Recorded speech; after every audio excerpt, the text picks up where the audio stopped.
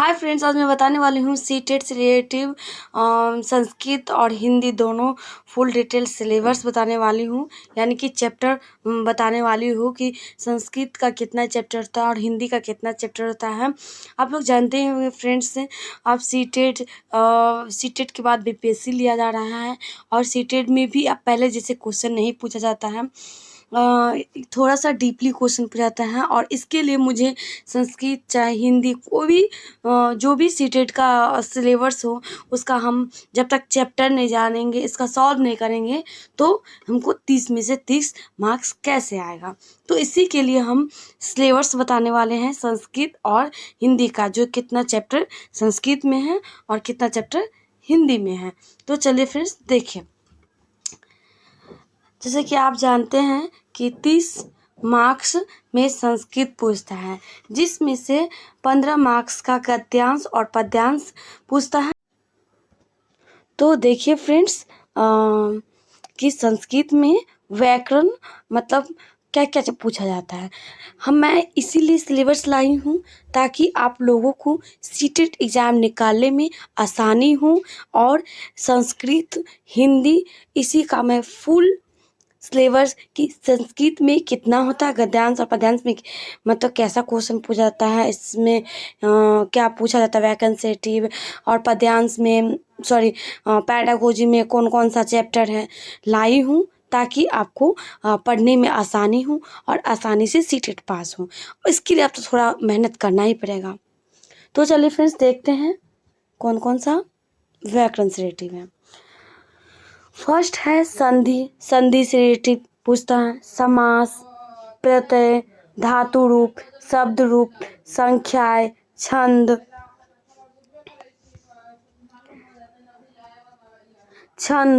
अलंकार, ये सब संस्कृत में गद्यांश और पद्यांश का कुछ व्याकरण है। जैसे कि आप फ्रेंड्स जानते ही हैं कि गद्यांश में और पद्यांश दोनों मिलाकर 15 मार्क्स के होते हैं। और गद्यांश और पद्यांश चाहे गद्यांश में 7 नंबर का पूछेगा, चाहे पद्यांश में 7 नंबर का पूछेगा। इस दोनों में चाहे ये 7 नंबर का, चाहे ये 8 नंबर का, ये 8 नंबर का तो ये 7 नंबर का, इसी दोनों मिलाकर 7 8 मिलाकर 15 मार्क्स के रहते हैं। और 15 मार्क्स में से चारात्मक शिक्षण से रिलेटिव 2 या 3 क्वेश्चन पूछ ही लेता है, कम से कम 2 क्वेश्चन पूछ लेता है। 8वां में अध्ययन अध्यापन हेतु सहायक सामग्री, इससे भी रिलेटिव 2 मार्क्स का पूछ ही लेता है 2। और 9वां है शैक्षिक मूल्यांकन की प्रक्रिया, आकलन और मूल्यांकन, इससे भी फ्रेंड्स 2 नंबर का। मैं जितना चैप्टर बता रही हूँ ये सारा संस्कृत का चैप्टर है और इसमें और हर एक में से 2-3 मार्क्स का पूछता है सवाल सीटेट में। ये सिलेबस ज़्यादा हार्ड भी नहीं है, पढ़िएगा, थोड़ा सा दिमाग लगेगा, थोड़ा सा मेहनत कीजिएगा, सीटेट क्वालिफाई होगा। नेक्स्ट, मूल्यांकन के उपकरण एवं विधि, इससे भी नंबर त्रिभाषा सूत्र अन्य प्रमुख प्रयोग, इससे भी रिलेटिव क्वेश्चन पूछता है कि बच्चों को आजकल कौन सा भाषा का प्रयोग करना चाहिए, किस भाषा में बच्चों को आगे बढ़ाना चाहिए। तो 2020 में बच्चों के भाषा के जोड़, इससे पढ़ाई से रिलेटिव बहुत सारे का जोड़ दिया गया है ताकि बच्चे आसानी से सीखें और आगे बढ़े। 12 में प्रमुख मनोवैज्ञानिक, जिससे कोलबर से रिलेटिव, वाइगोस्की, पियाजो, ये तीनों बहुत ही इम्पोर्टेंट है फ्रेंड्स। इस तीनों से रिलेटिव टोटल मिलाकर इस तीनों से रिलेटिव 5 या 6 नंबर का पूछ ही लेता है, निश्चित ही पूछता है। तो फ्रेंड्स ये संस्कृत का सिलेबस, ये कुछ संस्कृत का सिलेबस है जो 30 मार्क्स से हैं और 15 मार्क्स के गद्यांश पद्यांश और 15 मार्क्स के पैडागोजी। और जितना सारा सिलेबस मैं बताई हूँ फ्रेंड्स, जैसे पैडागोजी हो तो मैं जिससे बताई हूँ हर एक से 2-3 नंबर का, मनोवैज्ञानिक बताई हूँ इस नंबर से, इसमें से भी 5 नंबर का तीनों में से पूछ लेता है। इस टाइप से कर करके 15 नंबर का पैडागोजी पूछता है। तो चलिए फ्रेंड्स मैं बताने वाली हूँ हिंदी। देखिए, अब मैं हिंदी बताने वाली हूँ। फ्रेंड्स, अगर लैंग्वेज 1 और 2 में अगर फ्रेंड्स हिंदी और संस्कृत लो, इसके लिए मतलब विद्यार्थी को आसानी होगा। इन दोनों को चैप्टर में कुछ ज़्यादा खास नहीं होता है, ये हिंदी होता है और ये संस्कृत होता है ना फ्रेंड्स।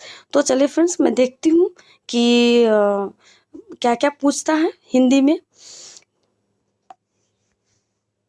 जैसे कि मैं फ्रेंड्स बताई कि हिंदी भी 30 नंबर का पूछा जाता है, और 30 नंबर लाने के लिए क्या क्या पढ़ना पड़ेगा वो मैं अभी बताने वाली हूँ।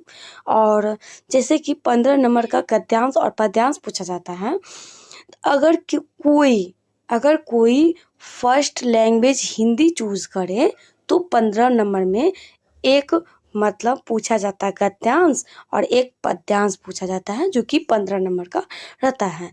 जैसे कि मैं फर्स्ट संस्कृत में बताई हूँ कि गद्यांश और पद्यांश जो पूछा जाता है, तो इस दोनों में कभी इसमें 7 नंबर का तो कभी इसमें 8 नंबर का, कभी इसमें 8 नंबर का तो कभी इसमें 7 नंबर का।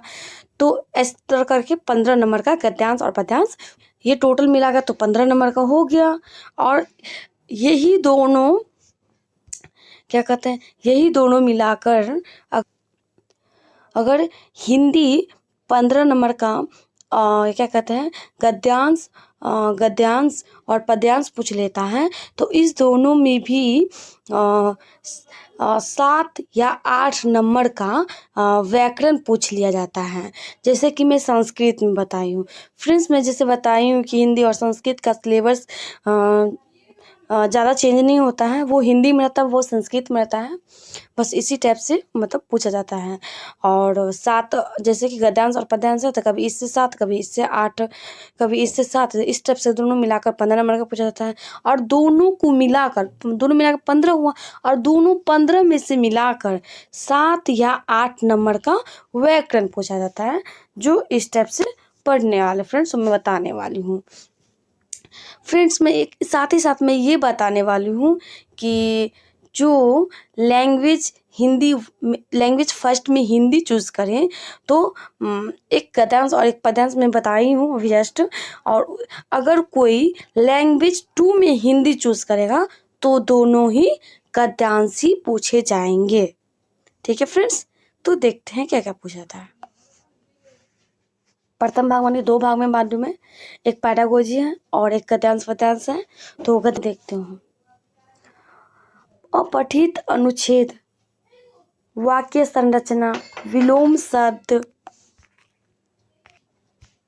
संज्ञा, क्रिया, हिंदी वर्णमाला,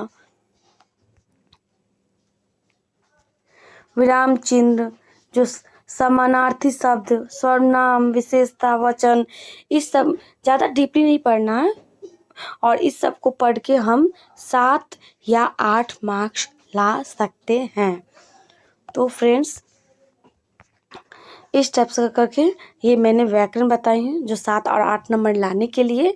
और क्या कहते हैं, जो गद्यांश पद्यांश पूछता है उसी से रिलेटिव व्याकरण, संज्ञा, विशेषता, वाचन, काल, सर्वनाम जो भी होता है उसी से रिलेटिव पूछता है, और उसी से रिलेटिव 7-8 मार्क्स सब पूछ लेता है, जो कि आप आसानी से बना सकते हैं। तो चलिए फ्रेंड्स, देखते हैं पेडागोजी में क्या पूछता है। द्वितीय प्रभाग में, यानी कि मैं बोली हूँ कि 2 भाग में बांट दी हूँ, 2 भाग में है ही। भाषा विकास का अध्ययन, यानी कि हिंदी भाषा विकास का अध्ययन। फर्स्ट में अधिगम और अर्जन, सेकेंड में भाषा अध्ययन के सिद्धांत, थर्ड में सुनने बोलने की भूमिका, भाषा कार्य तथा बालक इसे किस प्रकार एक उपकरण के रूप में प्रयोग करते हैं। चौथा में मौखिक और लिखित रूप से विचारों के संप्रेषण के लिए किसी भाषा के अधिगम के व्याकरण की भूमिका पर निर्णायक संदर्श। 5 एक भिन्न कक्षा में भाषा पढ़ाने की चुनौतियाँ, भाषा की कठिनाइयाँ, त्रुटियाँ और विकार। 6 भाषा कौशल। 7 भाषा बोधगम्य और प्रबलता का मूल्यांकन करना, बोलना, सुनना, पढ़ना और लिखना। अध्यापन अधिगम सामग्री पाठ्यपुस्तक मल्टीमीडिया सामग्री कक्षा बहुभाषीय संसाधन। 9 नंबर है उपचारात्मक अध्ययन। फ्रेंड्स, आप सोचते होंगे कि इतना बड़ा बड़ा नाम है, सिलेबस कुछ हार्ड, चैप्टर कुछ हार्ड होगा। कुछ ऐसा हार्ड नहीं है, बहुत ही आसान है, आप आराम से पढ़ सकते हैं। फ्रेंड्स, साथ ही साथ मैं ये बताने वाली हूँ, अगर आप चाहते हैं EVS, CTP, मैथ और SST हो और अदर जो भी साइंस हो, अगर आप उसका चाहते हैं कि चैप्टर बाय चैप्टर मैं डालूं, तो आप कमेंट कीजिए। तो मैं कि हिंदी संस्कृत से रिलेटिव जो भी व्याकरण हो, पैडागोजी हो, मैं एक एक चैप्टर का मैं डाल दूंगी, जिससे आपको पढ़ने में आसानी हो और 30 60 मार्क्स लाने में भी आसानी हो। फिलहाल मैं इस मंथ मई तक व्यस्त हूँ। मई में नहीं डाल सकती हूँ। मई के बाद जून आता है, उस जून में डालना मैं शुरू कर दूँगी। तो आज यहीं तक क्लास फ्रेंड, धन्यवाद।